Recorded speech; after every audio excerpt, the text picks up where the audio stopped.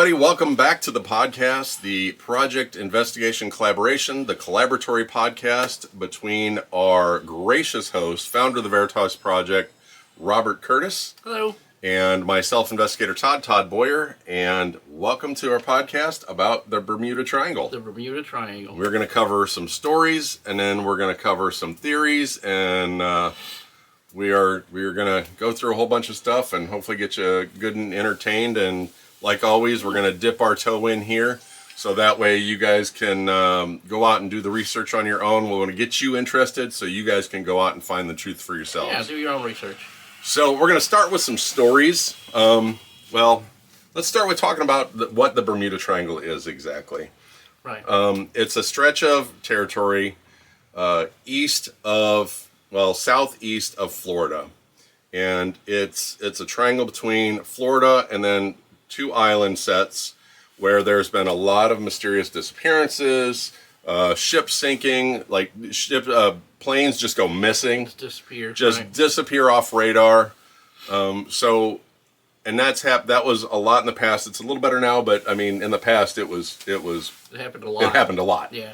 So we're going to go ahead and get into that. And Flight 19 was December 5th, 1945. So that's at the end of World War II. Mm-hmm. Circumstances: 5 TBM Avenger torpedo bombers. Right, that's what TBM stands for. Known as Flight 19, disappeared on a routine training flight from Fort Lauderdale, Florida. The mysterious communication radio transmissions from the pilots indicated confusion and disorientation, with one pilot stating, "We are completely lost." Search efforts, despite extensive search efforts, no wreckage or bodies were ever recovered. The disappearance of Flight 19 remains one of the most famous incidents associated with the Bermuda Triangle. Right. Now, Flight 19, I mean, they, like you said, they got confused on their location and everything. Right. And you got to remember, back in that time, you were basically flying with a compass. Right. I mean, yeah. And there is a lot of electromagnetic craziness that goes on out there. Yeah. And so if their compass starts going wonky, there's nothing they can do about it. I mean, and if it's cloudy night, they can't even go with the stars. And if you're flying out in the ocean, you cannot tell which way is which. Right. Like, there is zero way you can tell which way you're going. And the radio communication, they just lost where they were going and poof, disappeared. I mean, who knows how far they were off track, because, you know, their flight path might have been this way and they might have flown that way for hours. Yeah. You know, so where do you even look? You don't even know which way to look, you know, to find these guys, or how far they flew before they ran out of fuel or whatever. Yeah. So, you know, disappearances. I think at some point they were communicating with a lighthouse down in, like, you know, way, way off course. Yeah. Like, the lighthouse was like, you're not where you think you are. You need to head north. Right. And then that was the last they were ever heard of. So then we have the USS Cyclops, which was back March 4th, 1918. And the USS Cyclops was a Proteus class collier ship, vanished while en route to Barbados, to Baltimore with a cargo of manganese ore and 309 crew members. There was no distress signal and it just failed to arrive at its destination. You know, It remains the single largest loss of life in the U.S. Navy history that doesn't directly involve combat. Right. And they think, you know, structural failure to the overload possibly, or maybe a storm, you know, because this whole thing was loaded with manganese ore. Right. So it had to have been sitting pretty heavy in the water. But there's no evidence to what happened. Right. And that's pretty much how it goes in the Bermuda Triangle. Things just poof, are gone. Yeah. So. Or they disappear, and then for them, it's just seconds that they're gone, but they're actually gone for like hours. Right. So then we have the SS Marine Sulphur Queen, February 4th, 1963. The Sulphur Queen, a T2 tanker, disappeared with its crew of 39 while transporting molten sulfur from Beaumont, Texas to Norfolk, Virginia. Even being equipped with modern navigation equipment and communication system, the ship just vanished without a trace somewhere between the Florida Keys and Virginia. I mean, once again, it's a structural failure possibly. Is it an explosion? Yeah. Did they encounter severe weather? No wreckage was ever found. Just straight gone. Crazy. There's no explosion. You think there'd be a fire or smoke or an oil slick or something that would let people know where it went. Yep, just absolutely nothing. I mean, and these continue on through the years until, I mean, we could sit here. We've got another couple more if you guys want to hear them. I mean, they just go on and on and on. But you guys get the gist of it. It's just something happens. They go out. They disappear for no reason. Right. We're talking like large ships, but then you're also got, a DC-3 passenger plane. Yeah. Flight DC-3. Cabin cruiser. Basically the company called it Flight 441, disappeared while flying from San Juan, Puerto Rico to Miami. Just clear weather, calm conditions, poof, gone. Yeah. Just dropped off a radar. No debris, no nothing, just gone. Right. The Witchcraft, which was a 23-foot cabin cruiser, vanished while cruising off the coast of Florida with its owner and his friend. Just 1 mile. 1 mile offshore, calm conditions. They reported engine problems, and then poof, it's gone. Like it's wild. Yeah. So we'll pull this over here. So we're going to start talking about maybe what caused this, right? I mean, because obviously there's people with theories to natural phenomenon, but then there's also the paranormal theories. Yeah. And it gets wild. The paranormal theories are wild. Time travel and displacement and portals and teleportation. I mean, it runs the entire gamut. Right. And so, like, the natural things, this is one that I've heard a bunch, is methane gas. Yeah. Right? They believe that methane gas in huge, unbelievably huge quantities coming up off the ocean floor can cause a ship to capsize. Yeah. And it's basically... It loses buoyancy. Yeah, it basically what it does is it removes the water from under the ship. Yeah. Is basically what it does, and they go down. But then that also affects the air because the different density with the methane gas than the actual air around it, which causes them to lose lift and go down. Right. So that's one of the natural theories that they come across. But this is, I mean, it's so widespread through the Bermuda Triangle. It's just, they're also saying like the Gulf Stream, right? So you guys obviously know how the Gulf Stream works. And the funny thing is, back in that day, they literally did not know about the Gulf Stream. Right. In World War II, there are actual accounts of bombers trying to fly towards Japan, and they were up in the Gulf Stream, and they were showing like -2 knots on the ground. They were flying, the Gulf Stream was coming across their wings, giving them lift, but they were actually going backwards. Yeah. Because the Gulf Stream was so strong, and they thought that these bombers and these pilots were chickening out and not going to where they were supposed to go. Even though they're up there flying like crazy, the Gulf Stream was actually pushing them back, and they'd run low on fuel and have to turn around and come back because they didn't reach their destination. Yeah. They didn't know that you could just go up or down in altitude and get out of the Gulf Stream. Right. And Japan has known about the Gulf Stream for a long time. Oh, yeah. And that's where these balloons that are coming into our country, they're releasing them up into the Gulf Stream, and the Gulf Stream brings them right across. Right, it carries it right over to the country. Yeah. So that's where these weather balloons are coming from, Not from Japan. They're not from Japan. They're weather balloons or China or wherever. Yeah, the Chinese balloons. But you put them up into the Gulf Stream, and it comes right across. It just goes right across. So a lot of times the Gulf Stream, what'll happen is the Gulf Stream will curl and then go down south. And that's what they're believing is knocking these planes out. They're getting into the Gulf Stream. And, maybe they're running out of fuel. Maybe it's a situation like that where they're running out of fuel, but that might explain the planes, but it doesn't explain the ships. They're saying the ships could veer off course, but the Gulf Stream, I don't think it's that low, is it? Well, I think they're talking about the ocean current on that side. Right. Oh, yeah, I guess, the ocean current could take them off course. What they're saying is that the ocean currents are strong enough that the ship would get in the ocean current. Right. And then they would say, well, we've been traveling at 15 knots for, 45 minutes. We should be ready to turn. Right. And they actually haven't moved at all. Right. Because the current is so strong that they've been just stationary. Yeah. Even though they're chugging away at a good speed, right. They're not going anywhere. Actually moving. And you can't tell that you're not moving out on the ocean. Right. You know, because you're still seeing the water. You're chopping the water behind you. Right. So they'll say, okay, we're going to make our turn and go like 20 degrees, and then they're actually whole miles off course, and then they'll strike something in the ocean or run into one of these methane plumes, and then the boat just. Now, see, I'm more of a believer in the one coming up, the electromagnetic anomalies. Yeah. You know, because there are places that like weird electromagnetic fields happen. So this could be a situation where it's a large electromagnetic field that's throwing things off, and possibly, like I said, it'll mess with your compass and all that kind of stuff for the older aircraft. For newer aircraft, it might even mess with the internal computers and, well, not new, but you know what I mean? Yeah, new like for them. New for like them. For that 1940, what did they say, 45, 46, 47, in that era. But that's you're still all post-war, so there's radar all over the coast at that time.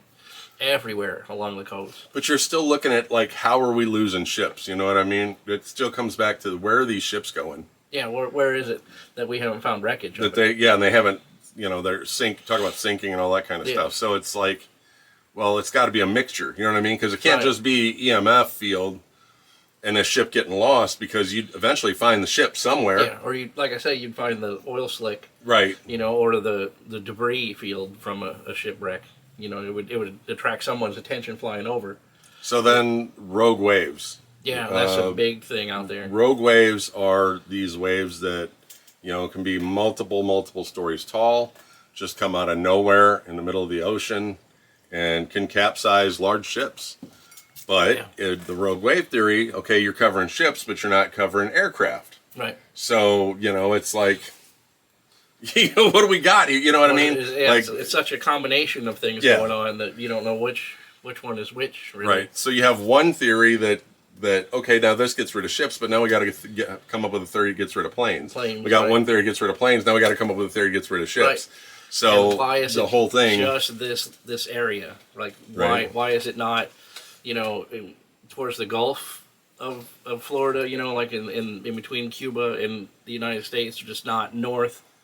Right. Of that. It's just this little triangle that the anomaly. That's everything's happening in. Then we got just underwater topography. Seabed formations maybe causing issues. It can trap ships or planes leading to disappearance. It's not that deep either. Yeah. In some places where it's. But once again, where's the wreckage? Where's the oil slick? These are all theories. Obviously, they're not. Nobody really knows why this all happened. Sure, So, let's get into the fun ones. Yeah. Let's get into the. We have to go to aliens. We have to go to aliens. It has to be aliens. So this is the big thing that people think. Obviously not ghosts or anything like that, but but there is also time, warps and all that kind of stuff. Yeah. So obviously alien abduction is the big one. Right. Some believe that advanced beings from other worlds are responsible. They come in, they just grab people up. Yeah, they just snatch the airplane out of the sky and then just take off with it. So that way they can,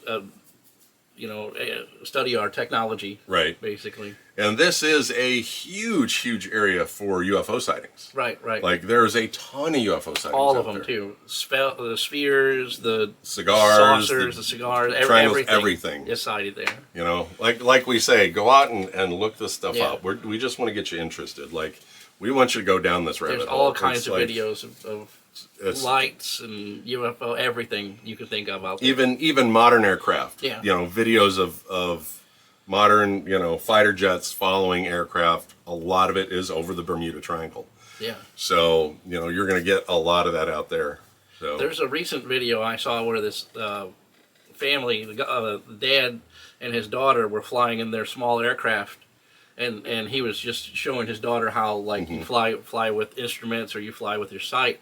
And he saw what he thought was a big Mylar balloon. And he thought, well, it'd be really cool. I'll fly back around, then we'll do a close pass. And I can show my daughter, how close you can actually get to something stationary in the air, And as he went to approach it, this giant Mylar balloon looking thing, it looked like a hot dog almost, or like a cashew shaped. It changed it was stationary in the air, and he flew past it close enough, like it was going to go by the wingtip. It changed direction, went straight up, and then started to follow the airplane. Nice. And then he was scared, so he went back to his flight path. And then as soon as he went back to his flight path, it just went and started doing its own thing again. But there's a video on the YouTube where you can see that it looks like a shiny silver, kind of ellipsoid shaped thing, and he flies like right next to it, and it just goes choop, choop, choop, and it's like in a second it was like right next to him. And then we go back to time travel. Right, which is something that you brought up. These people are they think it's a few seconds to them, right, and like they're missing off a radar for hours. Yeah, so is there some kind of wormhole type of some sort of something? portal. Portal, something out there. Is that where they're disappearing to? And of course, there's a lot of people that believe that there's government cover-ups. And I'm sorry, but if you don't believe in at least one conspiracy theory, you are gullible. Right. Because if you think the government is telling us everything, no. Yeah. It's not happening. You want to keep the masses dumb. That's the bottom line. Yeah. You want to keep... Right. Because you go out there and you say something, and now you have mass hysteria, and so you never want to tell the full truth, especially if it's something that could be changing. If you admitted that there was some sort of alien thing going on in the Bermuda Triangle, then idiots would charter a boat and go out there. Absolutely. That next day, they'd be like, "Hey, me and Steve are going to get a boat, go out there and look at them aliens." They're out there in their gator boat, right. Come on, Jim Bob, let's go out here and look at them some of the aliens. They're going to get into trouble, and then the Coast Guard's going to have to send, $20,000 mission out there to go and retrieve two idiots in their dinghy out in the middle of the ocean. Right. So there's a little bit of that too, So claims of psychic visions, right, or premonitions related to the Bermuda Triangle. That maybe it's just a paranormal explanation of some sort. Psychic phenomenon. People who have visions of things going on in the Bermuda Triangle. Right. So, there's just so much going on. It's hard to to put it into if you had a file, and you were like aliens or the paranormal or ghosts or scientific or whatever, and they handed you the file for the Bermuda Triangle, you wouldn't know where to put it, right? Because it'd have to lay across the top. Because it's all of where do you file that one? There's reports of people in F-18s who are training, doing night training out near the Bermuda Triangle, and they got radio communications from World War II aircraft.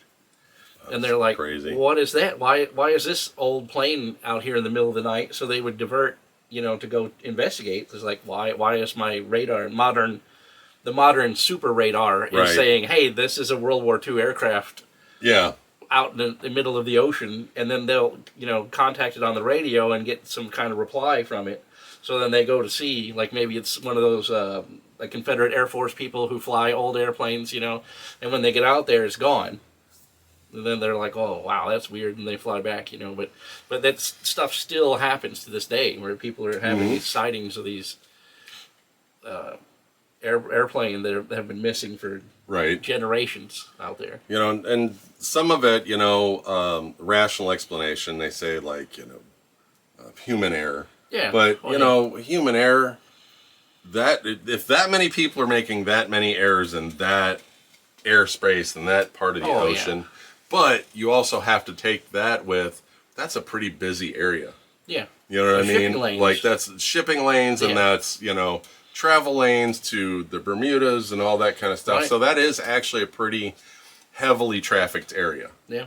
So if it's one of them situations where, if you're in an area where, say, hypothetically 100 ships or whatever go through and one goes missing, or you in an area where thousands of ships go through and hundreds go missing. Right. You know what I mean? You're going to notice the hundreds go missing compared to the one. Right.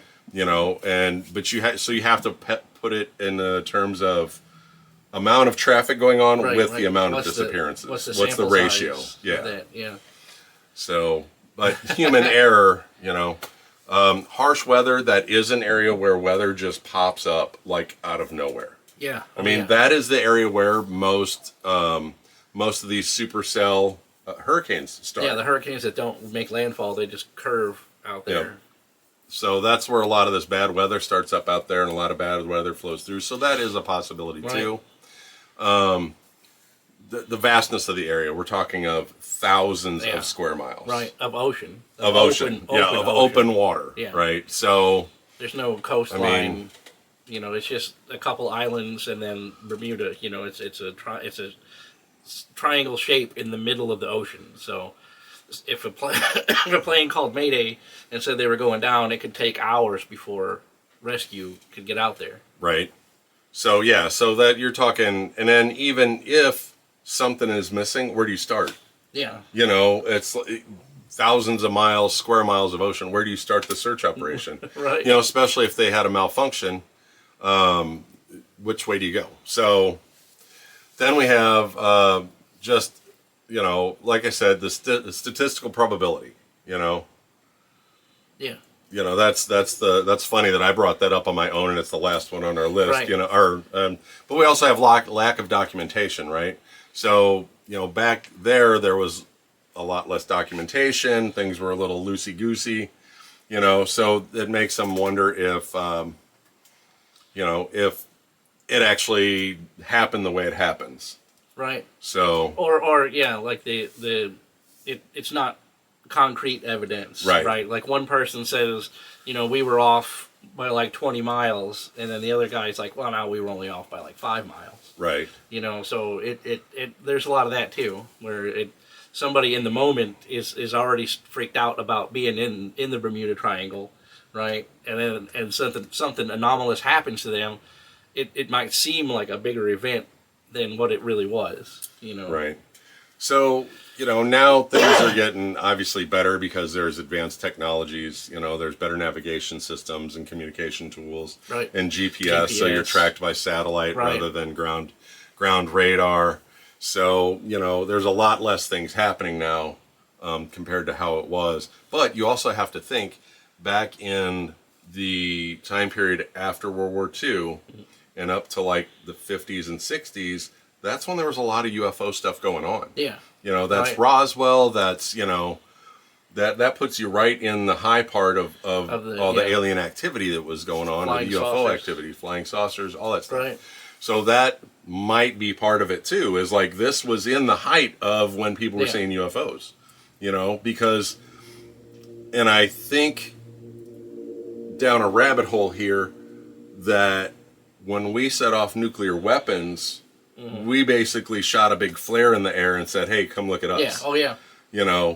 So that's why I think the UFO activity spiked during that time period, because we set off nuclear weapons.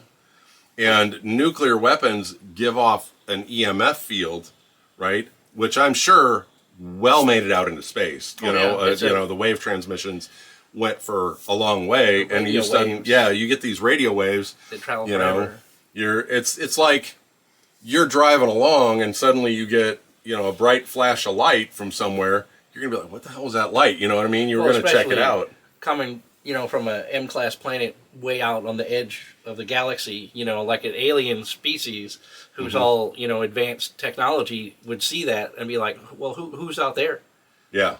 Why is this backwater planet? Yeah, we literally shot a flare into space that come find us. I mean, that's literally what happened. Yeah. I mean, here we are, come find us. And we still do that today, where we send the deep probe transmissions out. Oh, yeah. It's like, hey, come find us. So. So, they continue to study the area, right? Right. They're trying to unravel it.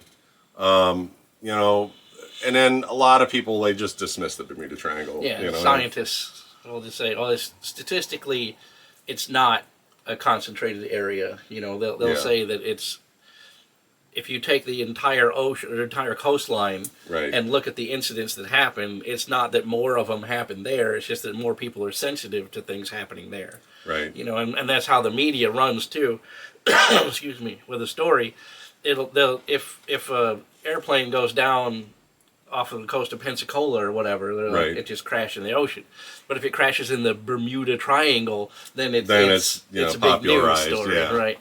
So it goes kind of, you know, they want to sells newspapers, Right? You know what I'm saying? Makes Yeah. headlines, Exactly. you know, makes people want to tune in or whatnot. So, Yeah.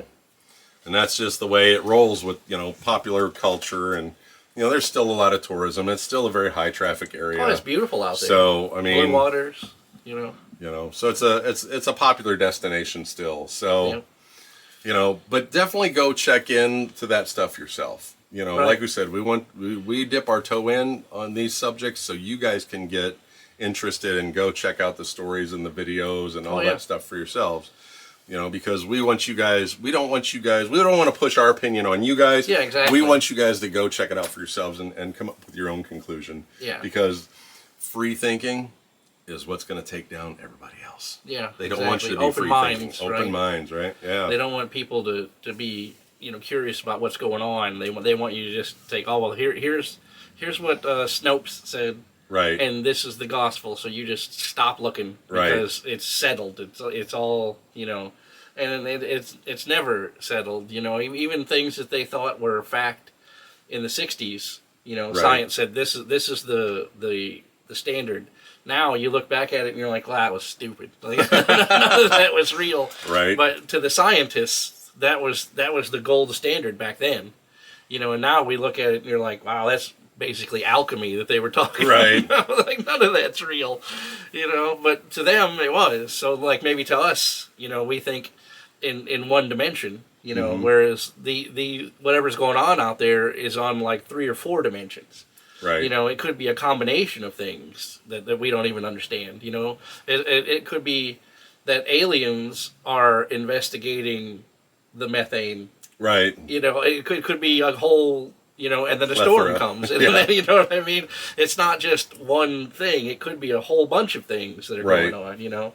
And even as far as like how the Skinwalker Ranch, how they're saying now they think that there's some sort of alien technology that was left behind there. Mm-hmm. And then that's what's making all this anomalous activity there. And it could be the same thing here, where there's a Maybe crashed there was UFO an old underground base or Right. something out there. something that could be even a pre-flood alien base that Yeah. was there, and then the flood waters covered it over. Right. You know, there's sediment from It's silted under right. and everything. So it's completely buried in sand at the bottom of the Bermuda area, and we don't even know that there could be left some sort of alien technology left behind. Man, we just went down a big rabbit hole Yeah, there. but I mean, if you're open to Right. all of that stuff, then you have a better chance of finding what the actual thing is. But if you're Yes. closed-minded and you're looking at one thing, and Yeah, for sure. you have like the square peg, and you're trying to put it in the round hole no matter what, you're never going to get it in there. Right. You know. But if you're like us, you have a whole toolkit of pegs. We can take the round peg and stick it in the round hole and go, look, we're done. Right. Yeah. Yeah, we're all about, we want people to be open-minded because if we think, like, you know, I love the saying, the only true knowledge is to know you know nothing. Right. Like, and that's where we're at. Like, we know nothing about, like, the world going on around us in reality. You know, and there's all these theories, but there's no hard proof of, Yeah, like, exactly. we know that gravity works, right? But we don't know why gravity works the way it works. Right. You know what I'm saying? Yeah. We know it works. It's provable. It's a Maths. theory, you know. Right. You know, we know. But why does it work like that? Why don't we go get flung off or, you know, people get flung off the earth Right. or whatever? You know, so it's a whole, Or like I how mean- beetles, how can beetles fly? right. Bumblebees. Yeah, that's the thing, because a beetle weighs too much to fly. Its wing surface isn't enough to carry a beetle through the air. That's the same as a bumblebee. but It's they the fly. same thing. Right. Their wings are too small to carry the mass and the size of the body, but they do it anyway. Yeah. You know, it's How? like How does a beetle or a bumblebee counteract gravity in order to fly? Because aerodynamically... holy crap, Amy. She just said 110 hearts. Oh, man. So, So aerodynamically, a beetle or a bumblebee or any of those insects like that, and right. they don't generate lift, you know. Right. But their little bitty wings don't generate enough lift to carry their weight through the air, but they do. So, Yep. And you go to a scientist like that, they're like, "Oh, the formula, blah blah." Like, yeah, it still doesn't explain how Right. a great big beetle with these tiny little wings. Yeah, why can't I flap my arms and fly? And just fly away? You're like, how is that possible? Because they believe they can. It's a glitch in the Matrix, Right, is what it is. They weren't there's supposed to something fly. Well, like the military, the C-17 cargo plane, on paper can't fly Right. because its wings don't generate enough lift to carry that aircraft through the air. Mm-hmm. But then when they were looking at the Hughes aircraft designs for Mm-hmm. that way back, they're like, how is that possible? So they built one, put it into a wind tunnel, and it flew. And they were like, I don't understand. It doesn't make any sense. But then they built a real one, and then they took it to Yuma and tested it, and it flew. You need to sing the corn song. Corn. You got corn. Amy sends you corn just so she can hear you sing the corn It's song. corn. I can tell you all about it. It's got the juice. Love that fucking song. Never get tired. That was my ringtone on my phone for like 2 years. Amy loves when you sing the corn song. It cracks her up, just so you know. But yeah, we hope we piqued your interest. Right. Go out there and look up some of these videos, look up some of these stories, because we just gave you 5 stories. There is tons of stories out there, and they get more into detail. Check out videos that talk about the stories. If you don't want to go read, That flight 71 or what was it, 41? There's movies that were made about it. What is it? the Flight 19. 19, yeah. Yeah. They made movies about it. There's books written about it. There's so much documentation about it, and it's all weird. It's all anomalous. Right. It's all weird stuff. So she loves it. You sing the corn song. So like I said, go do your own research. yeah, Check it out yourself. Come to your own conclusion. So remember to check us out on. Now we're on Odyssey, Spotify, and YouTube. Oh, and Patreon. And Patreon now Yeah, too. we got a Patreon page I just started yesterday. So there we go. Look at there. We're going up. We're going everywhere, guys. We are ambushing the internet. We're sneaking up on it. It doesn't know we're coming. But we are coming for it. So remember, everything of Bob's is R.S. Curtis or the Veritas Project. Yeah. On everything. And I'm Investigator Todd on everything. Go check us out. Make sure you check out, even for you guys who watched us live, make sure you check out the podcast on one of those other platforms, because I'm sure Bob will throw in a whole bunch of pictures and maps everything else. and all that stuff. Also, if you're available tomorrow, Bob usually goes live when he edits. Yeah. When he edits the video. So check him out tomorrow. Probably he usually does it in the morning-ish. Yeah. 10 or 11-ish. Yeah, whenever I get up. Whenever he crawls out of bed and gets his cup of coffee down here. So I think this week I usually show the camera showing me doing the editing, But I think this week what I'm going to do is I'm going to set the camera up so you can see the screen, and then I'll just, there is an option where you can do both. yeah. Where you can show the front and the back. Oh. So if you put it between you and the screen, maybe you can see both or whatever. Because I know there's an option for front and back at the same time. I haven't messed with it, but so Yeah, well, we'll show, so I can actually show you on the screen how I do all this which stuff. you've done before. You've had the camera like up. over here or whatever, and I was showing showing the screen. Yeah. So check us out on the other platforms. Anything to add? If you want to just join the free Patreon, it has all the links for everything on there. There you go. So the Instagram and everything is linked on the Patreon. So even if you want to join the free one, the tiers are real low too, because we don't care. There's $1 to join the Patreon. $1 or $5 for the top tier one. Right. So we thank you guys for joining us once again on the podcast. We hope you enjoyed our podcast about the Bermuda Triangle. Go out there, get that information yourself, and remember, stay curious and find the truth, and we will catch you on the next podcast next week. Thanks everybody for joining us, and have a good week. Yep. Happy Easter. Happy Easter, everybody. Bye-bye.